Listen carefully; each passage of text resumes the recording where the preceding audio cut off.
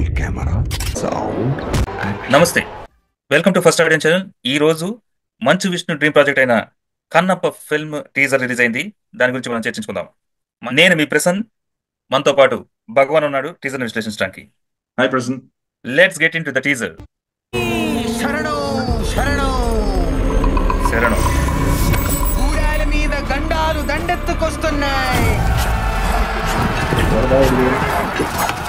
శత్రువులు యమకింకొరలై గూడెం మీద పడబోతున్నారు.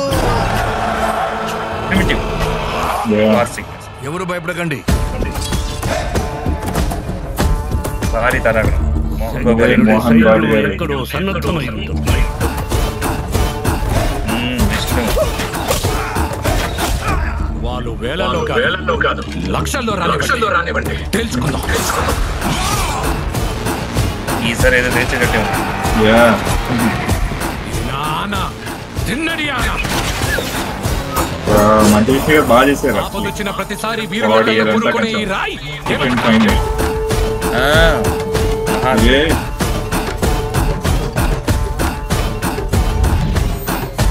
మోహన్ లాల్ గారు. అంతటి నాస్తికుడు మీకు భక్తుడవుతాడా? Karthika Parvathi. Here comes rebel.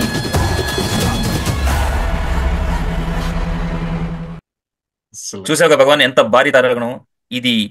Manchu Vishnu dream project చాలా పట్టుదలతో చాలా ఏళ్ల నుంచి తీస్తున్నాడు. అవును. అండ్ ఆ డిటర్మినేషన్ కసి అయితే కనపడుతుంది. Yes. నీకు భారీ కాస్టింగ్. అవును. I think from every state ఒక ప్రామినెంట్ పేరున్న ఒక Hmm. యాక్టర్ ని తీసుకున్నారు. అవును. తమిళనాడు శరత్ కుమార్ గారు, మోహన్ లాల్ గారు మలయాళం నుంచి, Yep. దేవరాజ్ గారు కన్నడ నుంచి, అవును. Yeah. ఇక అక్షయ్ కుమార్ హిందీ నుంచి, Hmm. అండ్ రెబల్ స్టార్ మన అందరి ప్రియతమ Dinosaurs. వాట్ ఎల్స్ రుద్రతాండవం చేయబోతున్నారు.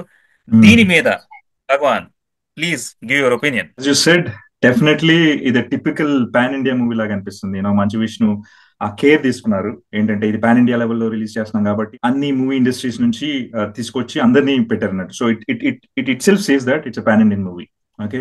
Yeah. అండ్ మీరు తారాగణ్ నుంచి మాట్లాడుతున్నప్పుడు నాకు కూడా అనిపించింది, ప్రతి ఒక్కళ్ళు కూడా ఎంత పవర్ఫుల్ గా ఉన్నారు. అండ్ ఎస్పెషలీ ఈ ట్రైలర్ చూసినప్పుడు ఇమీడియట్ రియాక్షన్ అయితే కనుక అంతా మర్చిపోయా.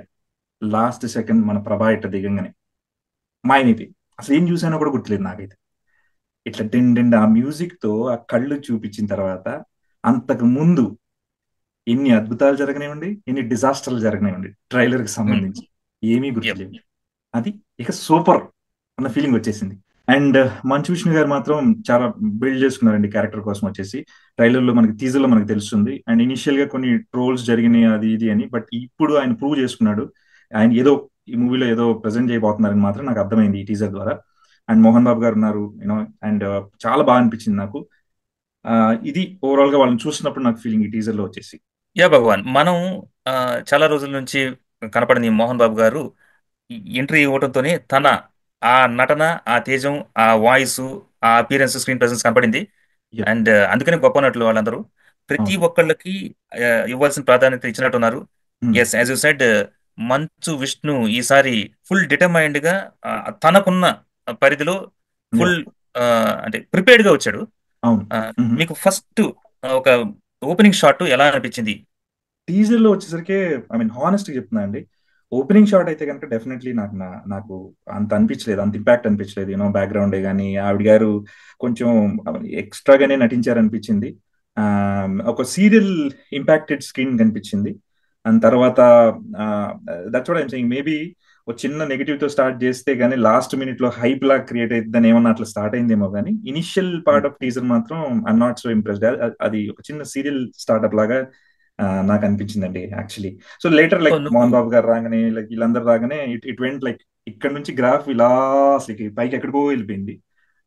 యా ఏ భగవాన్, నువ్వు అన్నట్టు నాకు ఆ సీరియల్ అపిరెన్స్ కనపడింది. ఆ ఆ షార్ట్స్ కానీ, ఆ నటులు ప్రదర్శన కానీ, it appeared like just like serial.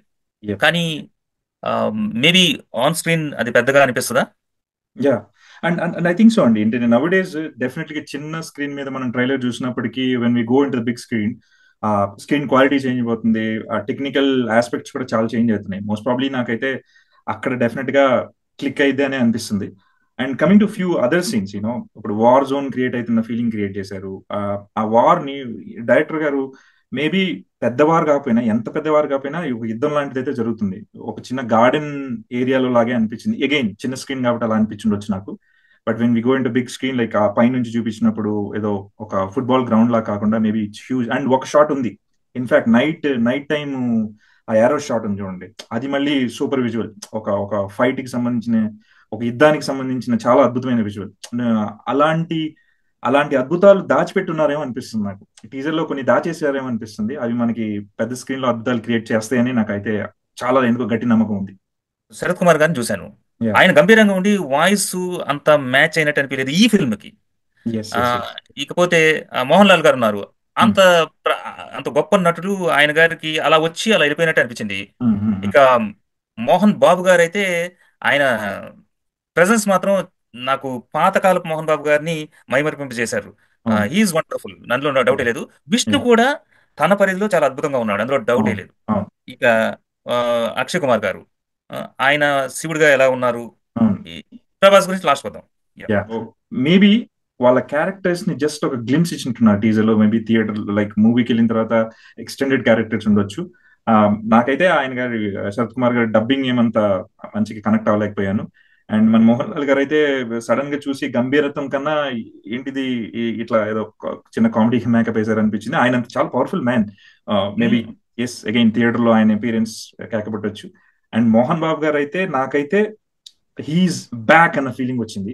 It's like super awesome ఉన్నారు. ఆయన ఆయన నడవడం, ఆయన డైలాగులు చాలా అద్భుతంగా అనిపించింది. మంచు విష్ణు గారు అయితే ఇక ఆయన చెప్తున్నా కదా, ఇది ఇది ఆయన చాలా ప్రెస్టీజియస్ గా తీసుకొని దూకినట్టున్నారు స్క్రీన్ మీదకి. అండ్ ప్రభాస్ గారి గురించి చెప్పుకుందాం. ఎస్, అండ్ మన అక్షయ్ గారు అండ్ కాజల్ గారు అయితే నిజంగా పార్వతీదేవి రియాక్ట్ అయినట్టు అయ్యారు. అండ్ అక్షయ్ గారు ఒక చిన్నది అబ్జర్వేషన్ చూసారండి మీరు. యాక్చువల్లీ శివుడికి యూజువల్ గా పాము ఉంటుంది, కానీ ఇందులో ఏంటంటే ఆయన విషం చూపించారు.